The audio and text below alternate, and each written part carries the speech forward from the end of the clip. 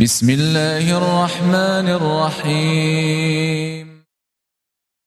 Jangan lupa subscribe ya.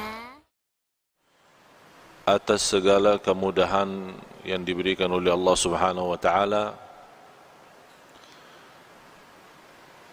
atas segala nikmat yang terbesar, nikmat Islam iman. Mudah-mudahan senantiasa istiqamah Islam iman sampai akhir hayat. Nikmat sihat wal afiat, nikmat umur. Sampai saat ini kita boleh dalam sisa umur kita menambah iman, menambah takwa, menambah amal salih, mengisi tabungan-tabungan kita di akhirat. Karena tabungan itu dua, ada tabungan dunia, boleh berguna, boleh tidak berguna. Tabungan dunia, kalau kita isi tabungan kita di bank, tabungan kita di rumah, untuk punya keperluan dalam kehidupan kita sehari-hari, boleh jadi kita meninggal dunia belum kita manfaatkan. Tapi kalau tabungan akhirat mengisi amal salih, mengisi ikhlas, mengisi puasa, mengisi salat malam, mengisi salat sunnah-sunnah, duha, sunnah wudu, tahiyatul masjid, banyak amal-amal salih lainnya, kita boleh dapat tengok nanti di hari kiamat apa isi tabungan kita di akhirat.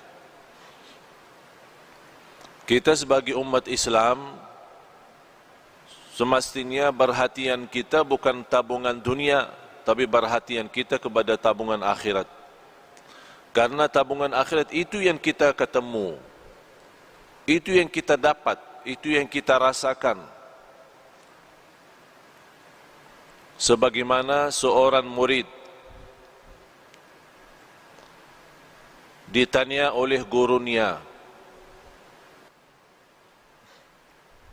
kamu sudah belajar sekian tahun bersama saya, apa yang kamu dapat belajaran? Kata seorang murid, saya dapat belajaran seluruh manusia punya kawan, punya sahabat. Tapi begitu meninggal dunia, itu sahabat tidak boleh ikut, pisah. Mana ada sahabat kita yang rela ikhlas mau masuk jadi sahabat kita di dalam kubur? Tidak ada. Biarpun sahabat rapat, sahabat akrab, kalau kita sudah masuk kubur, dia minta izin, maaf, saya tidak boleh ikut, pisah. Kata murid ini kepada gurunya, saya mendapatkan pelajaran kalau manusia mengambil sahabat akrab, tapi begitu masuk kubur dia boleh pisah. Saya jadikan amal salih adalah sahabatku. Saya jadikan amal salih adalah temanku. Saya jadikan amal salih adalah akrab dan rapat samaku. Karena saya yakin begitu saya meninggal dunia, masuk kubur, satu-satunya yang boleh temani saya, yang boleh sahabat sama saya, yang boleh ikut sama saya adalah amal salih. Dan sudah Rasulullah sallallahu alaihi wasallam menjelaskan di hadis yang sahih, yatba'ul mayyit thalath, diikuti orang meninggal dunia tiga. Ahluhu wa maluhu wa amaluh, keluarganya, yang kedua harta, yang ketiga amal. Kalau orang sudah mayat, mau dihantar ke kubur, mau dimakamkan, mau dikuburkan, diikuti tiga. Temanin, ikut tiga.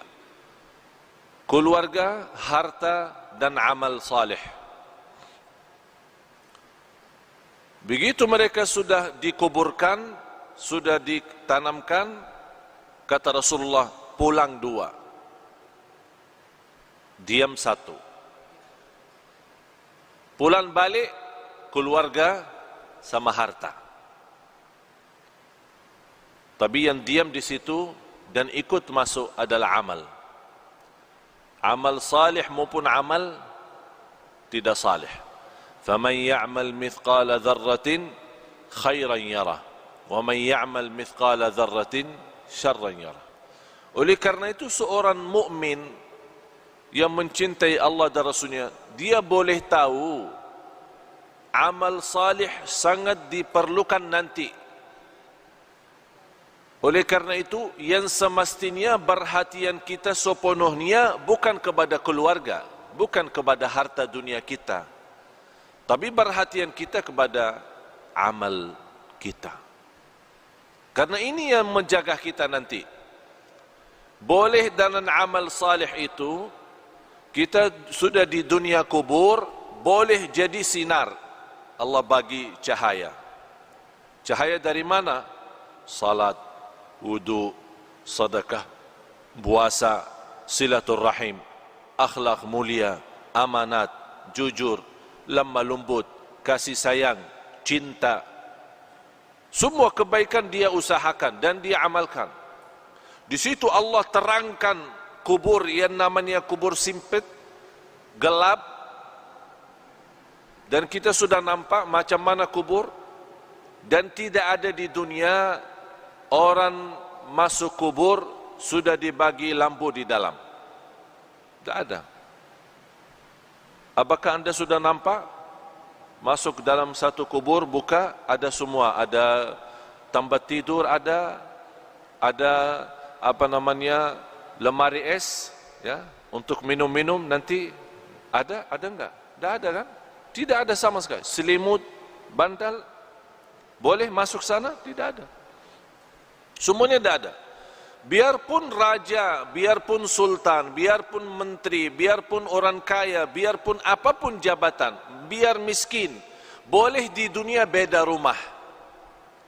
Orang kaya punya istana, punya rumah bagus. Orang miskin punya rumah sederhana. Tapi kalau dalam kubur sama, tidak beza. Tapi yang boleh jadi beza kalau di kubur, bukan soal kaya miskin, bukan soal orang mulia, soal orang biasa. Tapi yang menjadi beza dalam kubur adalah amal salih. Disitulah dengan amal salih Allah terangkan kubur yang sempit, yang gelap, tidak ada udara, tidak ada angin, tidak ada oksigen, tapi boleh orang yang masuk di sana karena dia banyak istighfar, banyak jaga salat, banyak salat malam. Allah luaskan dia punya kubur. Sebagaimana kata Rasulullah, Allah jadikan kubur itu raudhah min riyadil jannah, taman dari taman surga. Dan boleh juga kubur itu menjadi lubang dari lubang neraka. Apakah kita sudah bersedia masuk rumah baru itu sesuatu yang mesti? Tidak boleh seorang tidak masuk sana. Semua mesti masuk.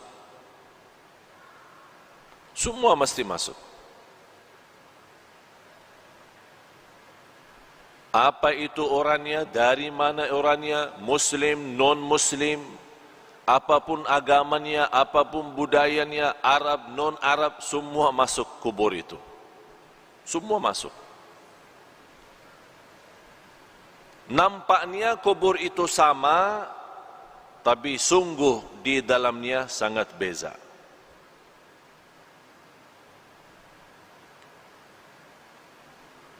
Kemarin ada seorang meninggal dunia, seorang ibu.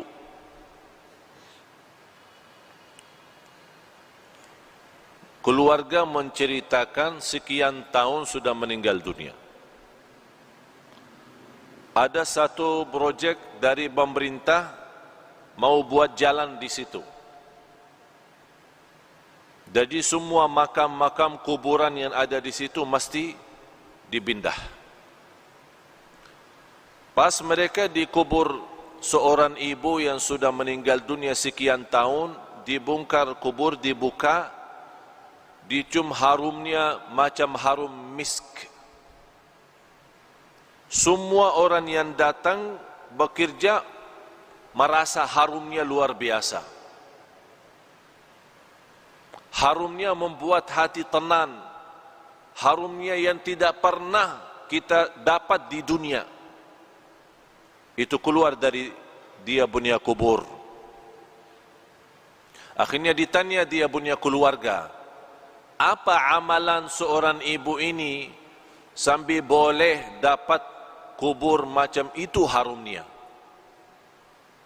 Mereka menjawab, ibu kami tidak pernah tidur malam hari sampai membaca surat Al-Mulk, Tabarakalladzi biyadihil mulk. Setiap malam Allah bukan hanya terangkan kuburannya, tapi Allah harumkan. Harum luar biasa. Dan itulah kata Rasulullah sallallahu alaihi wasallam, 30 ayat, 30 ayatan syafa'at li sahibiha, 30 ayat yang membantu, yang menolong seorang masuk kubur, diselamatkan oleh Allah dari siksa kubur. Apa itu 30 ayat? Tabarakalladzi biyadihil mulk. Dan ini juga menjadi sunnah Nabi kita, Nabi Muhammad sallallahu alaihi wasallam. Sekarang tuan-tuan jamaah sekalian cuba bertanya diri, berapa kali kita baca surat Al-Mulk? Ini bahan suratul Mulk 30 ayat, kalau kita duduk tidak lebih dari 15 minit, 20 menit. Tapi 15 minit mahal. 15 menit jamin kita selamat dari siksa kubur.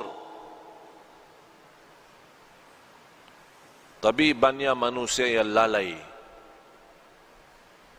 15 menit boleh kita selamat di alam kubur, tapi kita lalai, sepertinya kita sudah siap disiksa di kubur, bukan diselamatkan. Na'udzubillah. Oleh karena itu, tuan-tuan jamaah sekalian yang dimuliakan Allah Subhanahu wa taala, dirahmati Allah sekalian, baca surat Al-Mulk. Niat kita diselamatkan oleh Allah dari siksa kubur, diselamatkan oleh Allah dari kubur, lubang dari lubang neraka. Menetapkan hati kita saat ditanya oleh mungkar nakir, kita boleh pandai jawab. Ini semua barakah surat Tabarak. Tabarakalladzi biyadihil mulk wa huwa ala kulli syai'in qadir, alladzi khalaqal mauta wal hayata. Allah menciptakan mati dan hidup, liyabluwakum ayyukum ahsanu amala, diuji kalian siapa di antara kamu yang sebaik-baik amalan. Yang saya herankan, umat Islam yang segitu indahnya Islam, segitu mudah amal salih, tapi banyak yang malas. Malas alasan sibuk, malas alasan hawa nafsu, malas alasan dunia, syahwat, harta, anak, keluarga. Kalau sudah masuk di dunia kubur, baru dia nampak hakikah berlaku dan perbuatannya. Di situ dia bercakap, ya Allah, kurbankan semua keluarga saya siap. Saya ikhlaskan semua jadi korban. Orang tua saya, istri saya, anak saya, cucu saya, harta saya, semua masuk neraka. Tapi ya Allah, saya mau selamat sendiri. Itu berkata orang kalau sudah masuk di sana, dia akan nyesal, dia akan sedih. Tapi tidak ada guna kalau sudah nyesal di dalam sana. Tidak ada guna. Sekarang nyesal ada guna. Kalau nyesal merubah kehidupan kita menjadi lebih baik. Kalau kita sedih menjadi orang segera taubatan nasuha, mengisi amal salih, mengisi taqwa dan mengisi apa yang diridai Allah Subhanahu wa taala. Baru akan terwujud saat kita menghadapi kematian. Ya ayyatuhan nafsul mutmainnah, irji'i ila rabbiki radiyatan mardiyah. Ini sebuah penghargaan yang luar biasa istimewa dari Allah. Ini Allah panggil, hei jiwa yang tenang, sini, jangan takut, jangan khawatir. Allah sambut, Allah jemput, Allah muliakan orang-orang yang berjuang dalam kehidupannya karena Allah, dan dia wujudkan, qul inna salati wa nusuki wa mahyaya wa mamati lillahi rabbil alamin. Dia wujud hidupku, matiku karena Allah. Di situ nanti di akhir hayat Allah jaminkan husnul khatimah. Tuan-tuan jemaah sekalian, sisa umur kita tidak ada yang boleh tahu. Sudah saya silaturrahim kali ini yang ke-7. 7 atau yang ke-8? Kurang, yang ke-7. Saya sudah ke-7 kali ke Malaysia. Allah izinkan bersilaturrahim. Semalam alhamdulillah dengan izin Allah kita kasih di salah masjid di Putrajaya. Alhamdulillah dalam kesempatan ini kita boleh isi di sini. Dan di tempat ini sudah 3 kali ya. 3 kali atau 4 kali. Tujuan kami yang saya sudah 7 kali tidak pernah terbayang boleh 7 kali ke Malaysia. Karena setiap malam mesti saya siap mati. Dan saya nawaitu kalau Allah masih izinkan punya umur lagi, insyaAllah akan berjuang hidupku, matiku lillah. Saya punya istri, punya anak, boleh jumpa setiap 4 bulan 1 kali. 4 bulan baru boleh jumpa istri. Karena kenapa? Habis banyak waktu untuk umat, untuk dakwah. Bagaimana tuan-tuan diselamatkan oleh Allah dunia dan akhirat. Bukan hanya dunia. Ini dunia kecil. Dunia kecil. Boleh jadi kaya di dunia tapi sebentar. Boleh nikmat sebentar. Punya jabatan sebentar, semua mau habis. Apapun kekuasaan, keturunan, kebahagiaan, harta, bisnis, usaha, semua itu boleh anda dapat tapi sebentar. Yang menjadi harus menjadi nilai bagi kita akhirat. Akhirat. Bal tu'thiruna al-hayata ad-dunya wal akhiratu khairun wa abqa. Hidup di akhirat itu jauh lebih indah, jauh lebih lama, tidak ada sebentar kalau akhirat. Selama-lamanya. Sekarang saya bertanya, mau hidup di dunia senang sebentar, tapi di akhirat susah selama-lamanya. Boleh? Boleh tidak? Senang dunia, senang, sehat, afiat, semua bagus, rumah bagus, kereta bagus, istri cantik, anak banyak, harta di mana-mana, usaha, bisnis, haji, umrah setiap tahun. Alhamdulillah diberikan banyak kemudahan. senang sebentar. Tapi di akhirat susah selama-lamanya. Boleh? Mau? Siap? Macam mana kalau kita susah sebentar di dunia, tapi senang selama-lamanya? Boleh tidak? Boleh. Tapi kalau jawab mudah, saya sekarang bagi soal, tuan-tuan jawab itu mudah, tapi amalkan susah. Menamalkan susah, mempraktik susah. Semua berkata lebih bagus susah sebentar dunia tapi selama-lamanya senang. Lebih bagus lagi senang dunia, senang akhirat. Itu manusia. Manusia suka macam itu. Dibanding walaupun kita susah 60 tahun, dibanding di akhirat jauh lebih banyak akhirat. 60 tahun sama akhirat belum 1 hari. 1 hari di akhirat 1000 tahun di dunia. 1 hari akhirat 1000 tahun di dunia. Bayangkan tidak ada batas selama-lamanya. Berarti 60 tahun tidak ada arti. Tapi sekarang banyak orang jadikan 60 tahun itu berharga. Dia boleh berbohong, dia boleh menipu, dia boleh dusta, dia boleh bermacam-macam dosa maksiat demi 60 tahun. Dia lupa selama-lamanya. Kalau kita berakal, yang semestinya jadi korban 60 tahun. Kalau ada tawaran, mau 1.000 atau 60, milih mana? Anda tuan-tuan milih mana? Kalau saya tawarkan 60 ringgit, 1.000 ringgit, milih mana? Tak ada orang kata sedikit ikhlas lebih baik daripada banyak ikhlas. Saya mau yang banyak ini, biarpun tidak ikhlas tidak apa, tapi 1.000 saya dapat.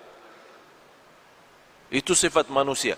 Suka mengambil yang banyak, suka mengambil yang tinggi. Tapi semestinya yang tinggi ini bukan di dunia, ini semua di akhirat. Kalau di dunia ini apapun nikmat, apapun kita dapat, semuanya kecil, tidak ada arti untuk akhirat. Oleh karena itu pandai seorang, cerdas seorang, mulia seorang, yang dia selalu mengutamakan akhiratnya. Bukan berarti tuan-tuan salah faham, tidak boleh urus dunia. Urus dunia silahkan. Urus dunia. Tapi yang saya maksud, jangan sampai dunia melalaikan dari akhirat. Yang semestinya dunia menjadi jabatan untuk akhirat. Menjadi jembatan naik ke akhirat. Membawa kita dapat ridha Allah. Tapi bukan dunia membawa kita masuk neraka. Ya ayyuhalladzina amanu qu anfusakum wa ahlikum nara. Hei orang beriman, jagalah dirimu dan keluargamu dari siksa neraka Jahannam. Itu yang mesti kita jaga.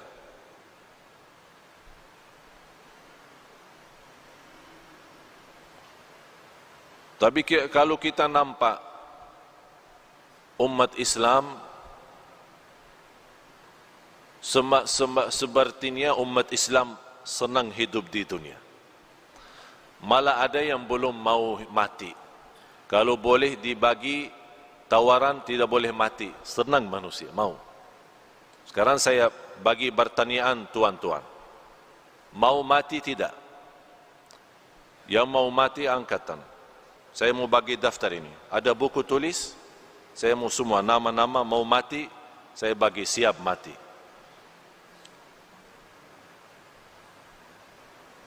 Siapa? Kenapa kita takut mati? Karena semua kita tahu diri. Semua tahu diri. Masih banyak kurang. Belum sempurna ikhlas, belum sempurna iman, masih banyak kekurangan amal salih, masih banyak dosa maksiat, ya takut mati. Sebabnya takut mati hubbud dunya wa karahiyatul maut. Karena cinta dunia. Sekarang kita merasa baru kita siap rumah bagus, besok meninggal dunia. Berat, susah. Macam mana? Ini belum saya tempati. Saya kemarin satu kawan, dia undang saya ke rumah. Dia punya rumah bagus besar. Baru jadi, dia bawa acara syukuran. Baru satu kali. Sebelum acara syukuran, yang punya rumah dia bawa saya tengok. Bagaimana mewah, bagus. Sudah berapa milion habis. Saya bercakap, ini bagus rumah. Tapi lebih bagus rumah surga. Kalau Tuhan dan nilai harga rumah ini bangun masjid, itu dapat nanti di akhirat. Kalau ini rumah Tuhan sudah siap, belum tentu nikmat. Abah jawab, InsyaAllah kalau ada rezeki saya bikin masjid lagi. Dia sudah bikin rumah bagus, mewah, mahal, jutaan habis. Dia masih berkata, kalau ada rezeki, InsyaAllah saya bikin masjid lagi. Saya cakap, tidak perlu tunggu rezeki. Tuhan sudah ada rezeki, itu saja cukup untuk masjid. Abah jawab, yang saya ada, saya simpan untuk keluarga. Kenapa Tuhan? Takut miskin. Kalau ini habis, tak ada lagi ya, miskin. Yang jadikan dulu dari miskin jadi kaya siapa? Allah. Allah juga boleh kaya jadi miskin. Orang fikir sekarang boleh tahan kaya karena simpan harta. Itu pemahaman yang keliru, salah, bodoh manusia. Dia belum tahu boleh simpan tapi Allah hancurkan. Kun fayakun, habis. Besok acara syukuran, diundang banyak tamu, semua hadir, dari mana-mana datang. Saya sendiri juga datang. Sampai rumah, ada semua keluarga. Tuan rumah tidak ada. Tuan rumah yang punya hajat tidak ada. Dia punya anak keluarga ada. Abah Jakab, saya bertanya, mana ayahmu? Ayah saya lagi berjalanan menuju ke sini. Membawa tamu istimewa. Dia punya tamu besarlah. Dalam perjalanan kita tunggu-tunggu, saya terima telefon, dia punya orang tua dalam perjalanan meninggal dunia. Sekarang rumah bagi keluarga jadi sial. Tidak boleh ada masuk. Sekarang rumah kosong. Itulah hidup di dunia, tidak ada arti. Oleh karena itu tuan-tuan, mesti kita fikir serius. Hidup di dunia ini tidak jamin sisa berapa. Sekarang boleh jumpa, saya sudah 7 kali ke Malaysia. Boleh 7 kali ini terakhir. Mudah-mudahan kita jumpa di surga Allah Subhanahu Wa Taala. Tapi harus mesti kita fikir baik-baik. Fikir dengan serius. Dunia ini sebentar. 60 tahun, 70 tahun belum arti. Satu hari di akhirat, 1000 tahun di dunia. Nabi Nuh alaihissalam umur